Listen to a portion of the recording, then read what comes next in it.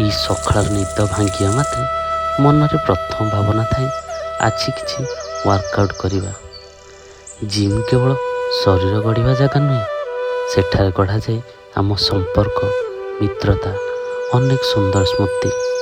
କେହି ମଜା କରେ, କେହି ହସାଏ। ଏଇ ଛୋଟ ଛୋଟ କଥା ଆମ ଦିନକୁ ସୁନ୍ଦର କରିଦିଏ। କିନ୍ତୁ ସତ୍ୟ ହେଉଛି ଜୀବନ ଏକ ପରି ରହେ ନାହିଁ। ଦିନେ ନା ଦିନେ ସମୟ ବଦଳିବ। କେହି କାମ ପାଇଁ ଦୂରକୁ ଚାଲିଯିବେ, କେହି ଜୀବନରେ ବ୍ୟସ୍ତ ହୋଇଯିବେ। ହୋଇପାରେ ଏମିତି ସକାଳ ଆଉ ଆସିପାରିବ ନାହିଁ। ସେତେବେଳେ ଆମେ ବୁଝିବା ଏହି ସମୟ କେତେ ମୂଲ୍ୟବାନ ଥିଲା। ସେ ଭୋଜି କରିବା, ରାତି ସାରା ଯାତ୍ରା ଦେଖିବା, ସବୁକିଛି ସୁନ୍ଦର ସ୍ମୃତି ହୋଇ ରହିଯିବ।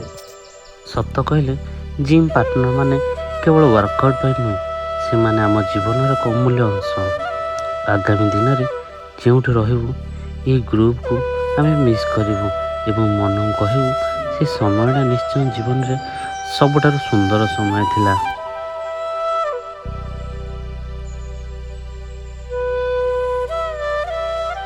ଆମ ଜୀବନରେ ବହୁତ କିଛି ପାଇବା ପାଇଁ ଦୌଡ଼ିଥାଉ, କିନ୍ତୁ ଦିନ ଶେଷରେ ଯେଉଁଠାରେ ମନ ଶାନ୍ତି ପାଏ ସେଇଟା ହେଉଛି ଆମ ଘର। ଜୀବନର ବଡ଼ କିଛି କରିବା ସହିତ ଏଇ ଛୋଟ ଛୋଟ ସମ୍ପର୍କ, ସମୟକୁ ମୂଲ୍ୟ ଦେବା ଦରକାର। କାରଣ ଟଙ୍କା ପୁଣି ମିଳିପାରେ, ସଫଳତା ପୁଣି ଆସିପାରେ, କିନ୍ତୁ ଚାଲିଯାଇଥିବା ସମୟ କେବେ ଫେରି ଆସେ ନାହିଁ।